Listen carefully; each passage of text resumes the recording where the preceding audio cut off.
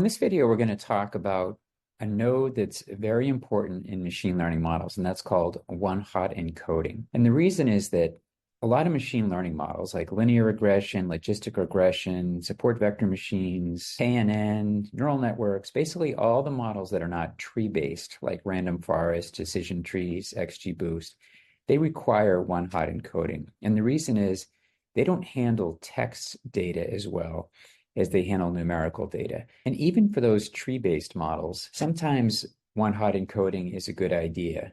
It's not required, but sometimes it performs better. So I recommend you experiment and you try to run your models both ways and see which one performs better. So let's take a look here at an example. If we preview our data set, we've connected to a CSV file. We have a lot of different columns, some numerical, some date, and then this one in particular we're going to focus on here, which is the region. So this is a string or a text or a categorical column.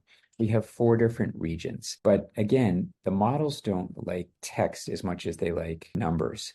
So we're going to convert this from one column of text to a separate column with either a 0 for no or a 1 for yes for each value within region. So in this case, there'll be 4 new columns of 0s and 1s. And each row will have a 1 in that particular region column where it is and a 0 in the other 3.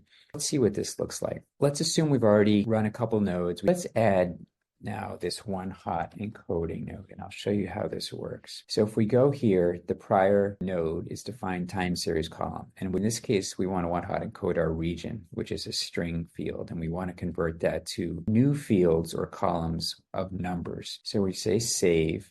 If we preview the data, you'll see that the number of columns has increased from 9 to 13. Why is that? Well, if we scroll over, you'll see that our region column has been one-hot encoded.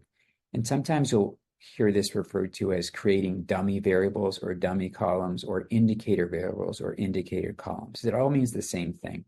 But see now how we have a column for region 1, region 2, region 3, and region 4.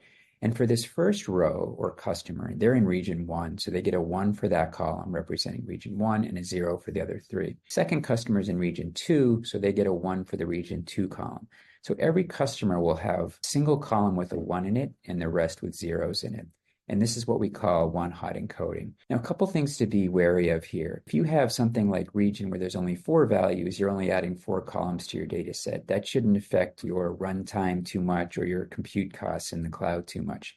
But if you have something that has 1,000 different values, that's going to add 1,000 columns to your data set. You might want to reconsider one-hot encoding that and maybe using a higher level variable, a more aggregated variable. So for example, if you have 1,000 different products, but you only have 10 different product groups, you might want to one-hot encode at the product group level and not use the product. The last step is, once we've one-hot encoded that, we don't need the original field, right? If we go back here and we look, the whole idea was we don't want the region field because it's text. So we converted it to numbers. Now we just want to drop the original region field.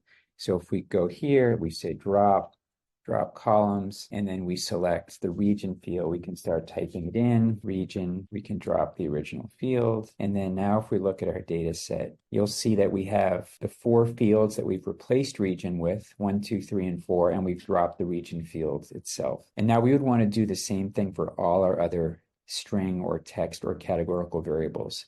So that's one-hot encoding. Thank you for using the Sway platform.